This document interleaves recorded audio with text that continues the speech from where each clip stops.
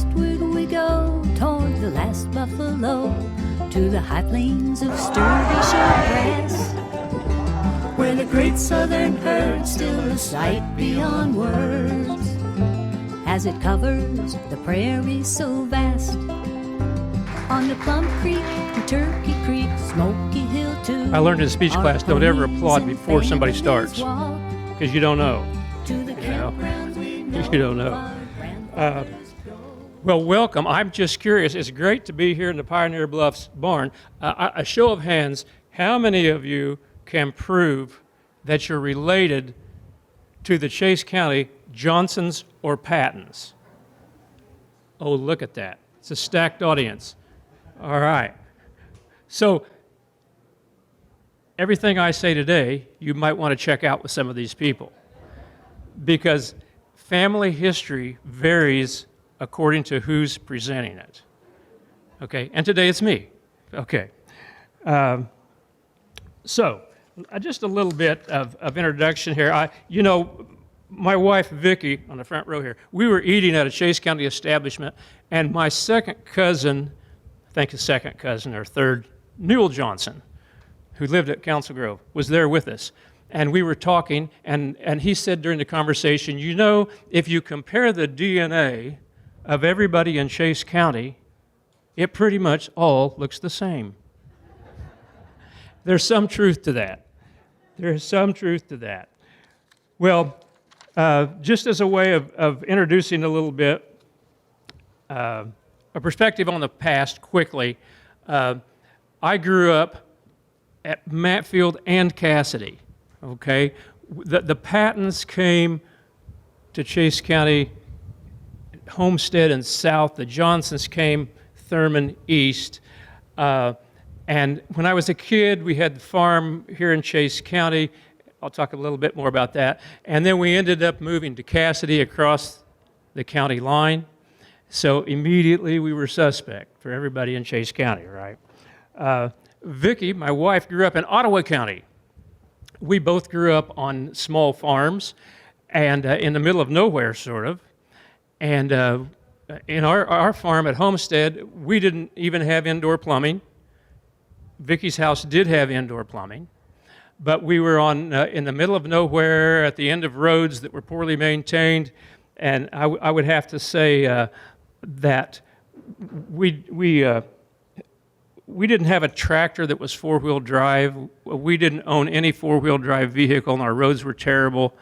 And I think that was typical of life in the 1950s, as we hadn't progressed in a technological way yet. My dad and Vicki's mom both ended up having to go to work full-time in town to keep from losing the farm in the 1950s. And that was typical of a lot of families. Well, at any rate, we learned to work hard, and as we were growing up, that's our kids, and we made them work hard. And they didn't like it, but it has served them well because they really have a work ethic. Okay? Vicki and I were school teachers for 40 years. How many school teachers or retired? Okay, a few in the audience. And when we retired, sort of, we decided it was time to stop mentoring students and start mentoring cows. So thanks to our good friend and neighbor, Jane Koger, out east of Matfield, we kind of got minimally in the cow business. And we have primarily Red Angus cows. That's our granddaughter, Ivy, who's here somewhere.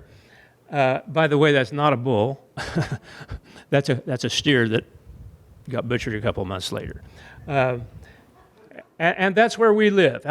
We live northwest of El Dorado over toward Potwin, and right outside our back door is a pasture. So we live with cows all the time. At one time, we also became interested in the past and how our ancestors had farmed and ranched. So we went in the draft horse business. And we had several Amish friends, and so we had draft horses, and we played around with them. And what you learn is, as my dad would say, the good old days were a lot more old than they were good. Right? If you're of any age, you probably buy into that. Nobody wants to turn the clock back. Well, at any rate, the Johnsons and the families, Pattons. The Pattons, as you can see, came to Chase County shortly after the Civil War. Our granddad, great-great-granddad, right in him, the great-great-granddad, John Patton, was one of those guys, this may be on the, nope, wrong slide. He was one of those guys in the Civil War that was a farmer. He was 52 years old. They lived in southern Indiana, and those farmers, it was like every war. You had to keep farmers on the farm because you had to keep producing food.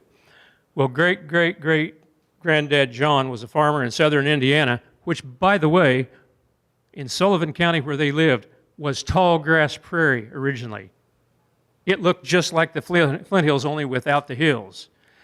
But by the Civil War, they had plowed it all up. So those guys would go in for 6 months to the service. And he spent 6 months in the Union Army. We went to where he was stationed in Kentucky, but what was that place? Eastern Kentucky. There was a pass there. He was there for 6 months, came back, went back to farming. They would be in the Army in the cold weather, come back when it was time to farm. Okay? The Homestead Act happened in 1862. Remember American history? It happened because Union senators controlled the Senate and the House. And it was a way, if you gave away 160 acres to people from the east, they would come settle for free land. And they wanted them to settle Kansas north. And so you could come, started in 1862, and get 160 acres of free land. You didn't always know where it was going to be. Okay? So anyway, farming and ranching is equally important in the Flint Hills. Pioneer Bluffs is what? Pioneer Bluffs Ranch. Well, that's not what it was for Charles Rogler and Henry Rogler. They were farmers. And when they came hunting land, they wanted farmland. And then, oh, by the way, Charles got here and he saw this out where that corn's growing. And he goes, this is unbelievable. And then he looked up and he saw those hills. And he understood that was prime grassland. So it was just a match made in heaven. Okay? And Charles sort of had the same mentality. When Wayne took over in the 50s, he really steered things toward ranching. And of course, Pioneer Bluffs became one of the biggest cattle operations around. All right. So the definition of a farm and a ranch, so that we're all on the same page. A farm is an area of land used for growing crops and animals. This is according to a couple of hard copy dictionaries. A ranch, on the other hand, is a large farm, especially in western USA and Canada, where cattle or other animals are grazed and established and maintained for raising livestock under range conditions.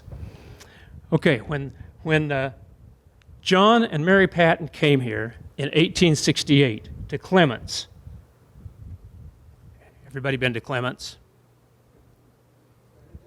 So some of you don't even know where Clements is. It's on the Cottonwood River, key factor. And John came in 1868 after the Civil War, and he brought with him grown children and their spouses.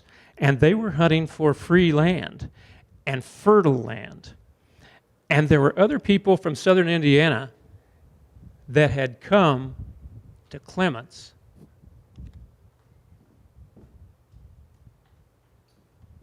Chase County, right? Guess I gotta have this with me. Map of Chase County.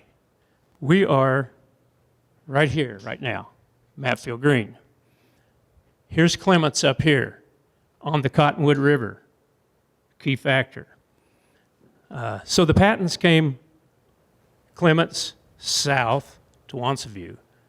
We'll learn in a little bit that the Johnsons, much later, came to Thurman, clear down here. Okay, so when they came, as I said, they were used to tallgrass prairie type soil. This is the original tallgrass prairie. All this shaded, that was all tallgrass prairie, just like our Flint Hills, but without the hills usually. Fertile farm ground. What happened? All those Europeans that settled in the east, everybody wanted land. They came west. They had heard about Indiana. They came to Indiana over here. That's Sullivan County, Indiana. That's where the Pattons lived. And Vicki and I have been to the Patton farm, which, by the way, is a mess. It was strip mined. That whole tallgrass prairie area is kind of a mess. It could happen here. Just saying. Okay, so anyway, they came from southern Indiana over here to Chase County. The Johnsons, we'll learn, were in Iowa. Still tallgrass prairie. It had all been plowed up too. Very fertile, great for corn. Tallgrass prairie. Looks like Chase County, doesn't it? That was southern Indiana. There's a few little patches of preserves, and that's southern Indiana. That's what it looked like. Okay, so John Patton comes in 1868. Indiana was settled by then. He needed more land for his family, and he had heard that Chase County was a great place. He came in search of new homes on the free lands. By the way, John Patton did not ever claim his free homestead. He had some money because he'd sold the farm in Indiana, and he bought a farm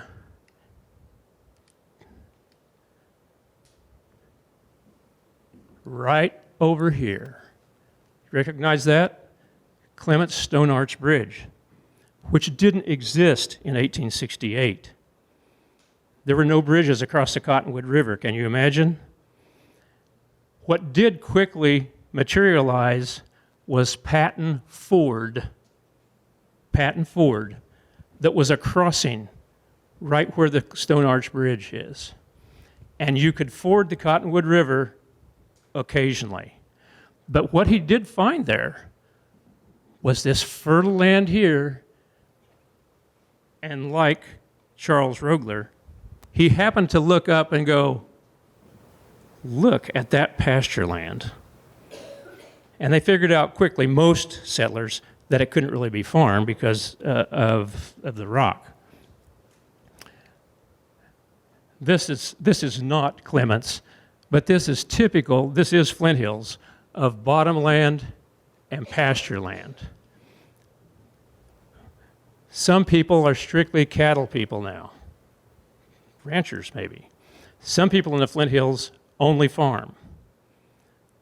But a lot of people are blessed to be a farmer one day when they're harvesting corn and a rancher the next day when they're moving cattle.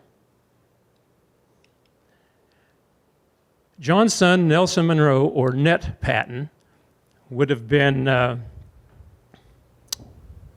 great, right, N.M.? Our great, yeah, our kid's great. And Net was 15 when they arrived from Indiana. And he ended up being a very successful businessman. He was a farmer, probably a rancher too, because he was south of Clements, and there was land south of Clements that you couldn't farm, that you could ranch. He became a county commissioner, very civic-minded. He bought and sold farms, traded farms. It was interesting because in 1893, well, let me back up. When he came at the age of 15, there was an Indian uprising in Marion County. And it turned out that it was the Kiowas against the, can't remember the other tribe. Two different tribes were uprising against one another, but it looked like they were going to come into Chase County, and people thought there was going to be an Indian war in Chase County. And so Net, when he was 15, right after they got here, scoured the county on horseback and gathered as many people as he could to Cottonwood Falls to save them from the Indians, which that never happened because they weren't a threat here. Another interesting thing about him, he was civic-minded, and in the 1890s, there was this movement of people to migrate to California because life was better in California and you could grow things there you couldn't. So he sold his farm in Kansas and picked up and moved to California. And he got there, and it was an election year, and they told him he could not vote because he hadn't been a resident long enough. And what Net did was say, no, thank you. And he packed up, and he moved right back to Kansas so he could vote in that election and bought a different farm. Okay? I don't think I would have done that. Of special note, in 1913, Net and my grandfather, Ray Patton, were in business together, and they shipped cattle and hogs to Kansas City. If you do a little research on the railroads, Clements was fortunate they were on the river and on a railroad, because the railroad, I want to say it was 1910 when it started from Emporia and went through the county, and Clements became a major shipping center for cattle. So it was a going place for a while. And that's Net and his wife Clara and their children. And this little guy right here, that is our great-granddad, C. Ray Patton. That grandfather, what'd I say, great-great? It's a good thing you're here. But just not ours. He was my granddad. And his siblings. And this was Net.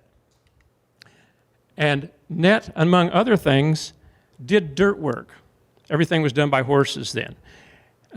This, we believe, we've verified, is part of the railroad west of Clements, and that's a railroad bridge being built. And Net is there with horses doing dirt work for the bridge. He had a side job from his farming and ranching. Okay? He did many things other than his farming and ranching. Sounds familiar. How many people do you know where somebody has to work off the farm or off the ranch for health insurance or whatever to make the whole thing go?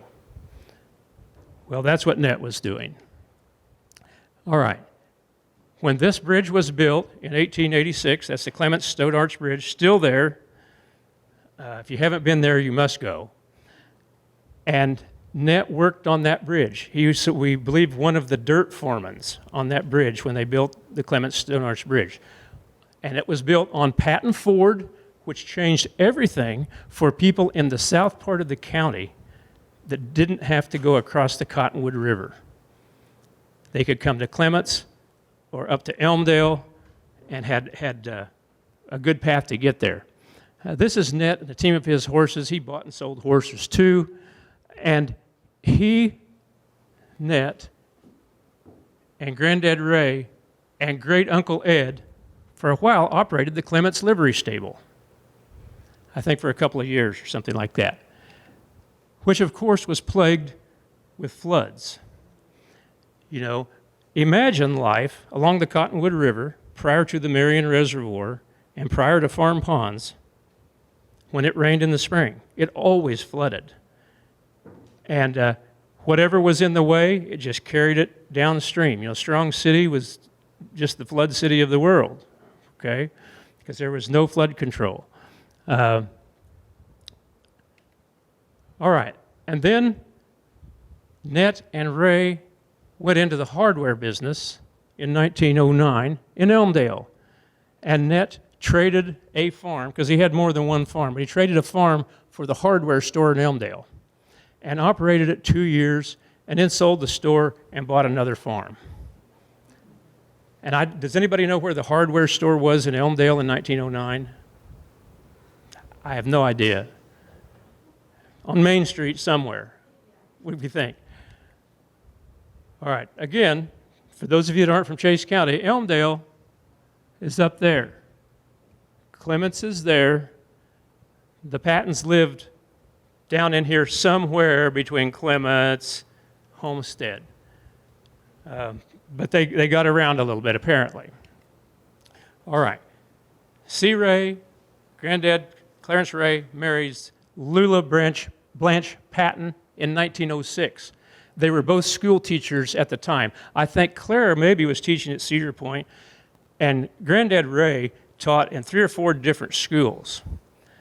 Ray ended up teaching 15 years, but he was also a farmer, a stockman, a horse trainer, store and business owner. He was sort of like his dad. He just was involved in a lot of different things. But in his soul, he was a farmer and rancher. All right. This is Ray Patton teaching at Homestead School. Is it still standing, by the way? Yes, it is. Okay. At the Homestead School, and he had 38 students, those of you that are school teachers, 38 students in a one-room school. Nice work if you can get it, right? All right, and this is Ray and his 5 kids.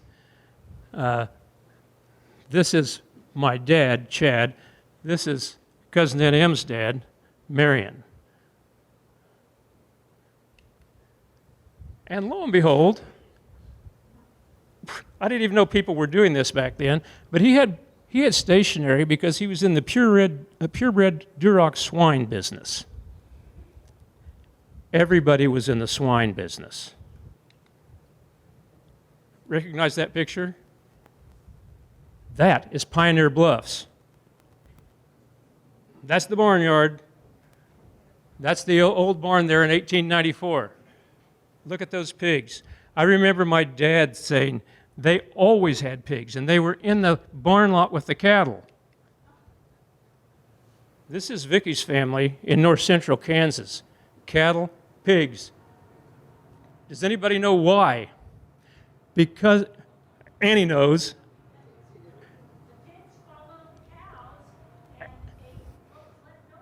Absolutely. They didn't have grinders then, so they'd feed whole corn to the cows. Cows would sort of crunch it up a little bit.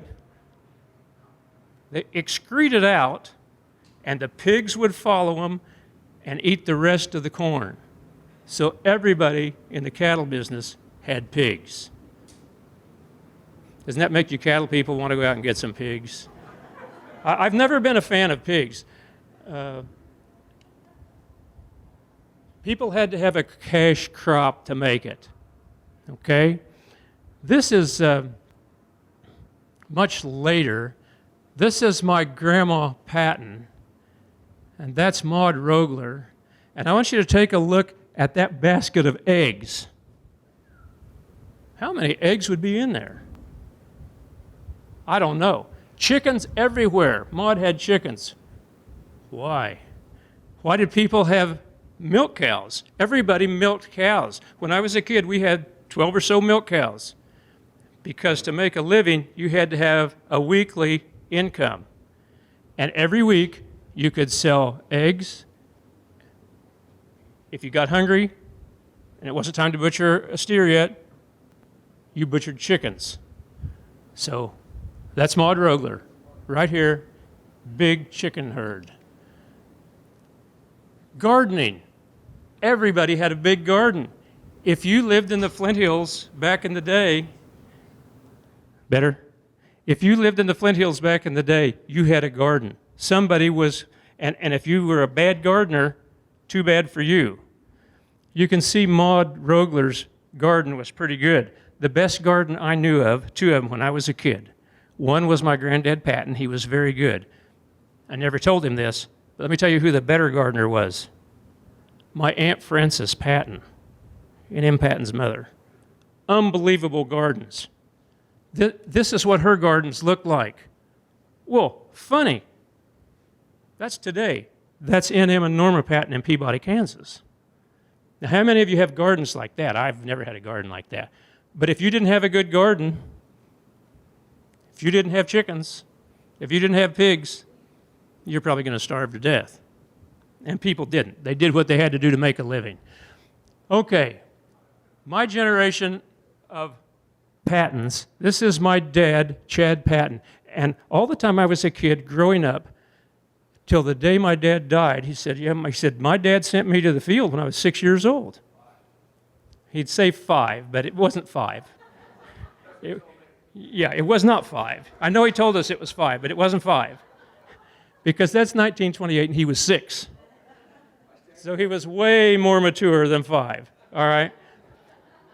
But this is our dad, Chad, when he was 6. And I know the names of those 2 horses. Their names were Bent and High. And Dad would say that team taught all 5 Patton kids to farm. That they were so good, my granddad would just put a kid behind them and hook them up, and they would learn to work horses. Now, you'd get thrown in jail for that today, right? But that was just the way they did it. And honestly, I didn't believe Dad about that until he passed away and we found this picture. In the 1930s, when Dad was 12, Granddad Ray wanted to plow 20 acres of land. So he sent Chad to the field, probably with a different team, 1 mile away to plow. Chad plowed all morning, walked the team back a mile at noon to eat and water them, drove them back to the field, and then drove them home. So he walked 4 miles a day. It took him 20 days to finish 20 acres, an acre a day, when he was 12 years old. My dad was a school teacher, and he would say, kids in PE whine and moan, and they need to be working horses. All right, this is Dad with a jack, which is a large donkey. They raised and sold mules, another cash crop. And that's Dad, I think, 12 or 13. One of his jobs was to take care of the mules, or the jack. The jack didn't work. He was just a hired sire, okay? This is a quote from the Chase County Historical Books. The job of herding small cow herds usually fell to the younger boy in the family. There's even a case where a guy tied his 10-year-old kid to the saddle so he couldn't get off and would send him out with the cattle all day and come back because he didn't want the kid falling off. So he just tied him to the saddle. Okay. All right. This is a cow herd that I think this might be the Matfield or Bazaar cattle pens. But, of course, in those days, there was no trucking, and there were no trailers. Okay? Everything was done on horseback. And we have the Matfield cattle pens right back up here where McBrides live. Okay? It was a major shipping point. And the Flint Hills were, by then, full of cattle. And so to move them, it took a crew of people. And Cousin N.M. verified this. His dad told him the same thing. They would get up at 3 in the morning, saddle up, and go to wherever the cattle were in the dark, because you had to be there at daylight. Because of the heat, you had to get them moved before it got too hot. They would gather that pasture and take them to the nearest railhead. In the case of the Patton brothers, it was either Cassidy, Matfield, or Clements, or Bazaar, most likely. Okay? That is Chad, my dad, Granddad Ray, and my Uncle Marion. We surmise headed out to do some cattle work somewhere. This paint horse, in the 1930s, there weren't any paint horses around here. But Dad had one. They had raised him from a colt, and Dad had trained him, and according to Dad, he was the best trained horse around. One day, Dad came home from school, and Pedro, the horse's name, was missing. And he said to Granddad, he said, "Dad, where's Pedro?" And he said, "Chad, we're not wealthy enough to own a horse that's worth that much money. And a guy came along that wanted him way more than we need him. So we sold him." And that was life in the dirty 30s. And of course, the Patton girls weren't left out. They were in charge of all the young calves. This is my 3 aunts in the 1930s. 1936 was a tragedy with the Pattons because a tornado came and took everything on their place except for their house. And it moved the house around and damaged it. No house insurance, of course, in the 1930s. So you just fixed it yourself. So they repositioned this house, fixed it up, and life went on. Tell them how they repositioned it. How they what? How they repositioned the house. I don't remember, Rick, how? Put a team of horses on them, of course. I bet they put more than one team. What do you bet? Okay, so Chad meets Doris Jean Johnson at Matfield High School. You know, it was about 10 miles from the Patton farm to Matfield and about 8 miles from the Johnson farm to Matfield. And Dad had known Mom when she was an 8th grader, and according to him, he just fell in love with her when she was in the 8th grade. Anyway, very romantic. And they sort of dated in high school. Dad was 2 years older.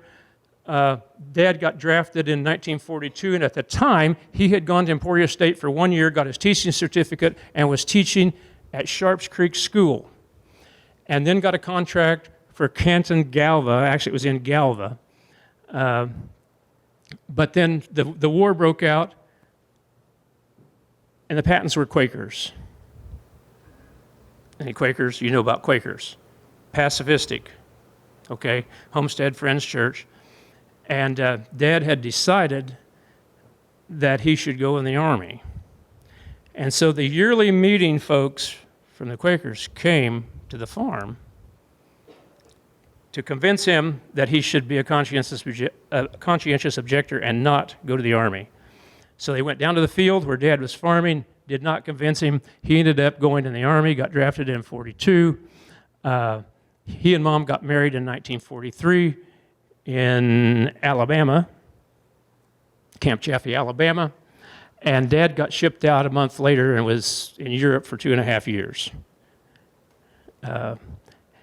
Mom worked at Beechcraft, double shifts, while Dad was away. Dad's goal when he got back was to get back to farming and ranching. He came back, and my granddad Patton actually had a couple of farms where Dad could, but he couldn't buy a tractor because we hadn't been making tractors. So he went to Florence and taught school for another year and finally bought a Ford 8N tractor. Does anybody other than me have a Ford 8N tractor? Okay, yeah. They're amazing, aren't they? In fact, I have 2 of them. And so he and Mom went in the farming business out at Homestead, and the mid-1950s, the big drought hit. So when Dad got back to the farm, what did he do? He went in the pig business first. That is me on top of that boar. Apparently he was very gentle. His name was Compact. Why do I know that? The other thing that happened after the war was my dad and my Uncle Marion together went in the cattle business with the bank. You see where this is going, right? The drought of 1952 to 56 hits, and in the fall, Dad goes to the banker and says, "This is not good. We need to unload these cows now. We're going to lose a little bit of money." The banker said, "No, we're going to hang on to them till spring." They did. The market tanked. Picture of the drought, supposedly of 52 to 56, although I don't think there were Charolais cattle around here that period. So anyway, that's when Dad went back to teaching school, and we moved to Cassidy, and he was principal and 7th and 8th grade teacher at Cassidy. And he always said, but we never lost the farm, but he said that he taught 7 years at Cassidy to pay off 1 herd of Angus cows. That's just the way it was in those days. And a lot of people didn't have the option of doing something else. They just lost everything. Oh, my dad, then he remained a farmer stockman, but was also then became a mail carrier. And he had the Cassidy and Matfield Green mail routes, and he loved it because it was home territory, and he loved being a mail carrier. His famous quote in the El Dorado Times newspaper was that he would rather run through the Flint Hills naked than drive his mail route without 2 spare tires. Those of you that live on rocks, Tom, you're a mail carrier. Yeah, did you always have 2 spare tires? Yeah, absolutely. Okay. All right. Oh, yes, I forgot. He was an impromptu vet because he would occasionally see things along the mail route that would need to be done. And one day he was out east of Matfield and he looked over and there was this cow that looked like she was calving and had difficulty. So Dad just pulled over, crawled through the fence, and went over and pulled the calf. So the post office would really not be pleased with that today. Okay? All right. That was west of Matfield. East of Matfield, the Johnsons got here later, 1880. They got here later because they had gone to Iowa, the tallgrass prairie of Iowa, because it was such a great farm ground. Then they needed more property. So they went to Ness County, Kansas. Ness County. Have you been to Ness County? Whew. I mean, there's great people out there, but going there, they decided to come to Thurman. Thurman, remember where Thurman is? Southeast Chase County.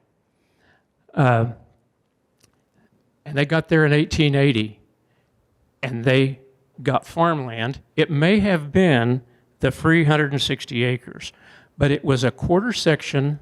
If you know where the 3 big towers are on the hill, it was the pastures right southwest of that. Okay? That's where and it is upland pasture. And they were farmers. Almost everybody that came here were farmers. They didn't know ranching, and they really didn't know cattle. I think there's a little creek bottom to the east there. Maybe he was farming there. But that's why so many people that came here did not last, because they were farmers from the east, and if they were fortunate to get land like Charles Rogler did, bottom land out here, life was good. You could farm that, and it grew stuff. But if you made the mistake of having only upland, not good. And people tried to farm things they shouldn't have tried to farm. It was too rocky, destroyed a lot of native grass. But anyway, that's where they came to in 1880, seeking farmland. And they built this house in 1892. They had 6 children, 2 died. 7 people living in that house. And they had that house, we assume, since 1880, and had been living there. I can't imagine. All right. This little guy here is my granddad, Harvey Lee, went by Hod Johnson. And Hod was they didn't call them tenant farmers in those days, but he did not own land. He farmed for other people. And he farmed good land, along creek beds. He farmed, my uncle Dan and Emma Eastman, that had to have the ranch that Jane Koger now owns out southeast of Matfield here. Granddad farmed all that, and he was a good farmer. And he started, with the horse-drawn days and then tractor days, and never owned a place. They moved to a number of different places here, the 2 places I know of. My mom was born on the Lackey place, which is where the Mazes live now, okay? And then they also, for the most of the time my mom was growing up, lived where the Phippses live now. Both places on creek bottom, okay? Then in 1940, of course, he wanted something like this. He was in Cottonwood Falls visiting with Jim Bell Sr., and Jim Bell said, "Hod, when are you going to buy some land?" And Granddad was nervous about it, and he said, "Oh, I don't know." And Jim Bell said, "No, you're going to buy a farm now," and convinced him. And Granddad bought the Wagner place, which was right next to where his parents had kind of grown up down the hill. It did not have bottomland, but there was bottomland down the creek. By the way, that's Pioneer Bluffs. That's right out here. And so he bought the Wagner place that did not have bottomland on it. It was 160 acres of mainly pasture. And Mamie Selves, my grandmother, who grew up east of Cottonwood Falls, and she was a rare person in those days because she graduated from high school and then became a school teacher. And her first teaching job was at Lone Star School. These are the towers out east of Matfield. Lone Star School was right up by those big towers. The Johnsons' place was right down here. So as the crow flies 1.5 miles, this was the Wagner place right here. Okay, that geography is kind of significant because this is a picture of Grandma Mamie and her class at Lone Star. And this appears to be a picture. We know it's a picture of Hod Johnson, and we know it's Mamie Selves. Now, either she stopped by after school, because she's kind of dressed spiffy like a school teacher, just to flirt with Hod while he was feeding cattle. That's the story we're going with here. Okay, now maybe it's possible they were already married and she just came out to say hello. But that's in 1910 when they got married. And there they are in their wedding picture. And their first farm, wherever it was, we don't know. But this is their front yard. And look at the yard and what's behind them. It was out there in the middle of nowhere in the tallgrass prairie with 2 kids on the farm. And Hod had a hay crew and a go-devil. How many of you know what a go-devil is? Okay, a few. It's an ingenious contraption that you could use with horses, and instead of pitching hay on top of a stack, it would go under hay, and you could lift it up and take it over and dump it on top of the stack. So apparently Granddad Johnson was good at doing that, and that was his team. His brother Arvil Johnson, who I think ended up being a judge or something. Justice of the peace, big difference. Anyway, Arvil Johnson operated a dairy in what is now one of Jane Coger's pastures southeast of town. And this is them, Leonard Wagner, the Wagner farm that Granddad ended up buying, using a horsepower which provided power for threshing. And this is the 5 Johnson siblings. That's my mom, the 4 girls, Grandma, and this guy with the arrow is Junior Johnson. Hey, did any of you, other than Bobby and me and relatives, know Uncle Junior? Junior and Betty Johnson. Yeah, oh, Jane did, of course, yeah. Anyway, Uncle Junior, he was in the Army, and he came back, and he and Max Shaw worked for Dan Eastman as cowboys, which is probably where Bobby got those genetics. Okay? Of all the Pattons that came to the Flint Hills, that came to Chase County, and there were bunches of them, and all of them that were born here, and there were bunches of them. Today, I'm going to say there are only 2 that are really actively, virtually full-time involved in farming or ranching. And one of them is my cousin, Bobby Johnson Godfrey, back there, wave Bobby. And this is Bobby out working cattle. And there's a picture of Bobby. It's that picture right there that's in the house at Pioneer Bluffs. And I didn't realize that until today, because we have that picture. And you're going to notice sort of a gender disparity there. Now, I'm going to tell you the truth of why that is. Because seasoned cowboys are not going to just let anybody that has a bad horse habit and loves horses come out and work cattle. maybe once.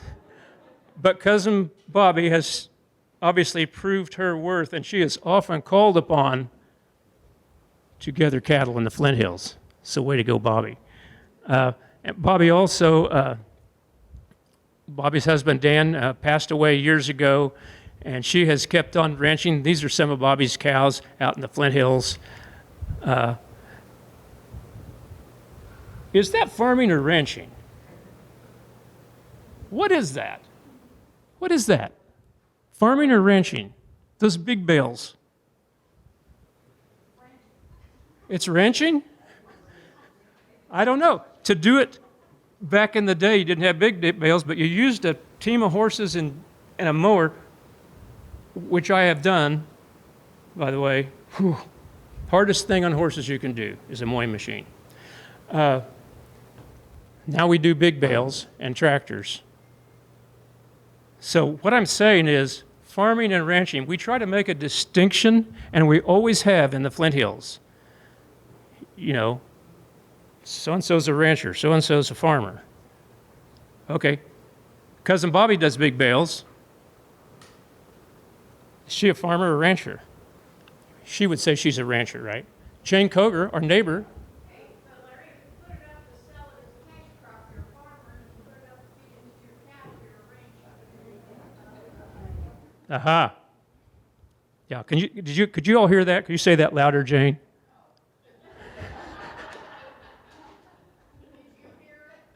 I could hardly hear it. Well, I think if you put up hay and you sell it as a cash crop, you're a farmer. But if you put up hay like Bobby does on her ranch to feed her cows, then that's ranching. Well, now, I don't know. That sort of makes sense to me. And what that does is, that makes Vicki and me ranchers, not farmers. All right. The other Patton that has continued to be full-time agriculture, and Sina D. Patton Wilcox is not here today, but I asked her, I said, Sina, do you just classify yourself as a farmer or rancher? Without hesitation. She said, oh, we're farmers. The interesting thing about Sina D is they live on the farm where my great-granddad Net lived, and where my great-uncle Ed Patton lived. And Sina still lives there. Did I get that right? Yeah. And it's over by Wansview, and they have always had a dairy there. You don't see beef cows. You see brown Swiss dairy cows.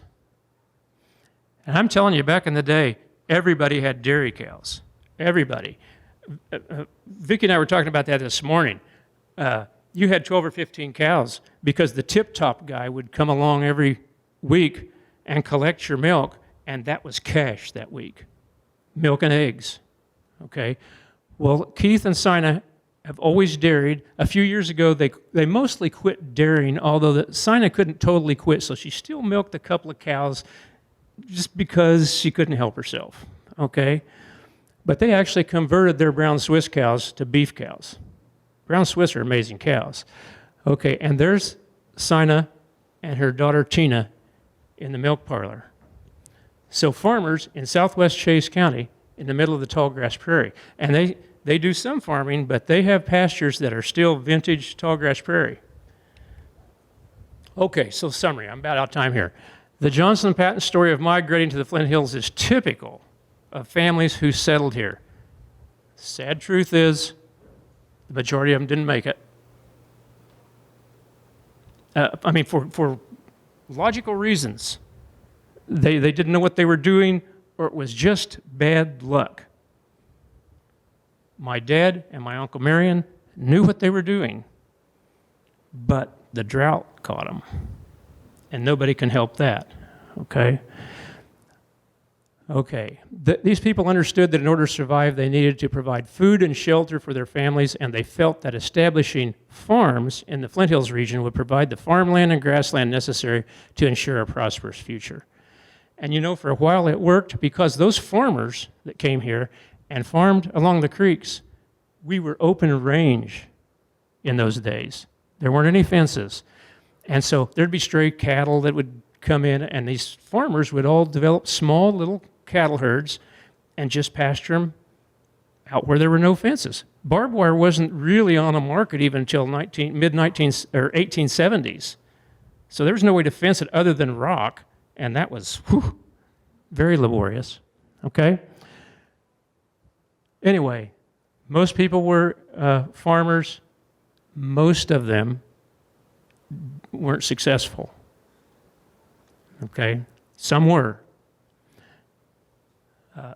And again, I have two neighbors, the Mazes and Donnie Swift, out east of Matfield. And whether they're a farmer or rancher depends on what they're doing that day. They both have cattle herds, and they both have amazing bottom ground. Okay? Charles Rogler's reasons for selecting his land north of Matfield Green were the same as other Flint Hills pioneers who settled this region in the 19th century. The South Fork Valley provided an environment where he could establish the successful farm he had dreamed of. And he walked here from Iowa, right? Wasn't it Iowa? To get here. He came with nothing, but the land was free. And that, as they say, is the rest of the story. All right. Transitions in the Flint Hills. Farmers came in the 1800s. They became farmer ranchers eventually. Ranching began to increase after the cattle drives. Some farmers began to focus more on ranching. Modern agriculture continues to redefine what it means to be a farmer or a rancher. The fertile valleys and nutritious upland pastures of the Flint Hills allow families to be both at the same time. Technology has reduced the labor demands of agriculture, and the number of Flint Hills residents who depend on farming and or ranching for survival has decreased. It takes fewer people to produce the region's agricultural products than it did in the 20th century. Most Pattons and Johnsons now work and live elsewhere, but we're all thankful for our family's Flint Hills agricultural heritage. With that, I'll open it up for questions. Yes, sir. On westward we go toward the last buffalo, to the high plains of sturdy short grass, where the great southern herd still a sight beyond words, as it covers the prairie so vast. On to Plum Creek and Turkey Creek, Smoky Hill too, our ponies and families walk, to the campgrounds we know of our grandfathers' ghosts, from the past glory days of the call.